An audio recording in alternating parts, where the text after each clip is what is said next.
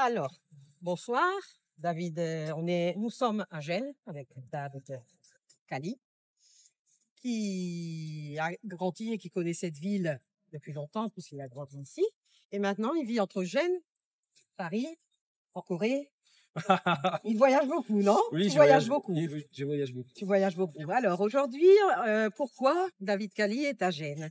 Parce qu'aujourd'hui, il a reçu un prix très important, le prix, on va dire le plus important de littérature de jeunesse, pour être l'écrivain de l'année. Okay.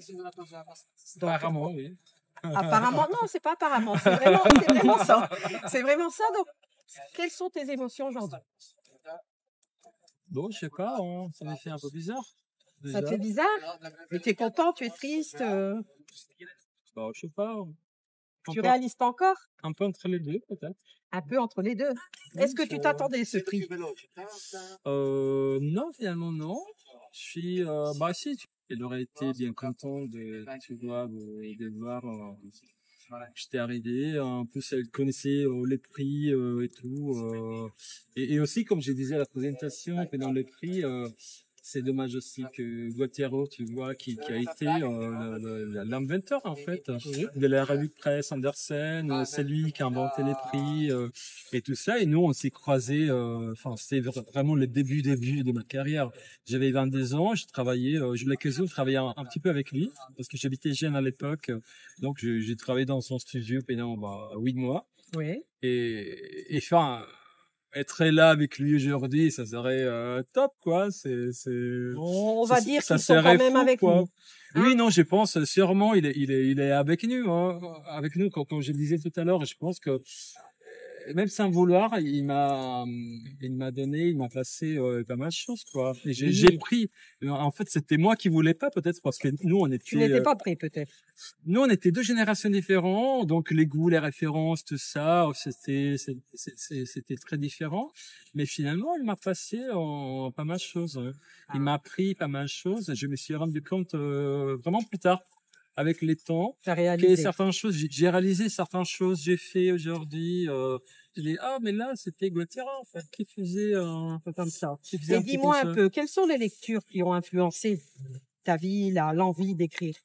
Qu'est-ce que tu lisais quand tu étais petit? Bah écoute, quand j'étais petit, voire enfin l'école primaire, c'était surtout des bandes dessinées tout le temps. Ah oui? Oui, j'avais pas vraiment trop tu vois, des livres de lecture à l'époque. Aussi, il y avait pas grand choix. Il y avait des grands classiques que j'ai découvert un peu plus tard.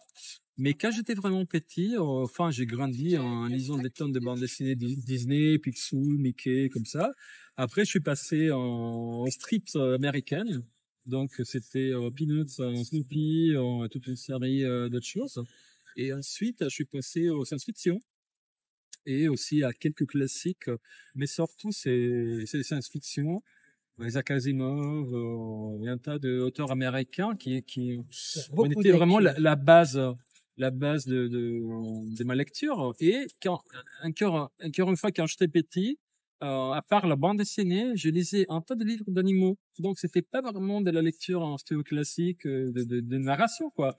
J'avais la grande passion pour les animaux. J'avais un tas de livres chez moi d'animaux. Je passais les après-midi, je fouillettais, je lisais des informations. J'apprenais par cœur un tas de trucs totalement inutiles, si tu veux, mais qui étaient pour moi. C'est tout ce qui t'a formé aujourd'hui. Oui, voilà, exactement. Et c'est ça que, en fait, ça fait une cœur partie, en fait, de mon univers, si tu veux, les science-fiction, les animaux et la bande dessinée. Mais dis-moi un peu, aujourd'hui, d'après toi, quelles sont les choses importantes à faire pour approcher les enfants à la lecture, pour les aider à lire, pour leur faire découvrir le monde de la lecture? Déjà, n'oubliez jamais les droits des choix. Je pense qu'en tant qu'adulte, voire enseignant, parent, qu'est-ce que c'est, on a beaucoup trop la tendance, dès lors, tu vois, donner faut les laisser libres de choisir. Oui, on s'impose, à mon avis. On a la tendance à s'imposer un peu trop, tu vois. Il faut utiliser ça parce qu'il est bien, il faut utiliser ça parce que c'est intelligent, il faut utiliser ça parce que, je sais pas, ça va t'apprendre des choses.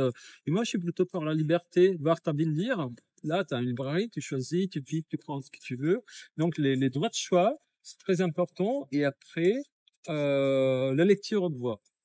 La lecture à haute voix, je suis d'accord avec toi. C'est-à-dire, je pense qu'à l'école, à la maison, un peu n'importe où, il faudrait vraiment n'arrêter pas la lecture à haute voix parce que c'est vraiment un moment régal, hein, tu vois, c'est un cadeau quoi que tu fais à toi-même quand tu lis parce que c'est bien, un partage que tu fais, mais c'est un cadeau pour les enfants et les adultes aussi qui t'écoutent. Moi, pour nous, c'est toujours un cadeau de lire. Moi, j'ai découvert ça au hasard parce que je donne des cours. Ouais. Parfois, je fais des workshops d'écriture, machin. Et assez souvent, en fait, je lis des livres, quoi. Ouais. Déjà, je montre des livres et je raconte un petit peu l'histoire. Mais il y a des fois, pour un certain livre, en fait, je fais la lecture en entier. Et moi, je suis pas acteur, je suis pas comédien, je suis pas lecteur professionnel, quoi. Je suis n'importe qui, quoi. Mais si je fais une lecture, tu vois les yeux des adultes qui te regardent comme si c'était des enfants, quoi. Donc et ça, je pense que c'est les pouvoirs de la lecture. Donc c'est pas moi. C'est pas toi aussi. oui, si tu veux, mais là c'est vraiment la magie de la lecture. Et la magie, je trouve, de redevenir enfant et avoir quelqu'un qui t'offre un moment, de son temps, pour te faire de la lecture à haute voix, où tu fais rien, t'es passif entre guillemets, comme tu es je sais pas, devant la télé. Ouais. Il y a une personne pour toi qui fait de la lecture. Et moi, je fais, par exemple, comme beaucoup d'autres gens, hein, je fais pendant la période Covid, par exemple, à un moment en Italie, je fais des lectures que j'ai postées sur mon profil, tu Ouais. vois, de Facebook.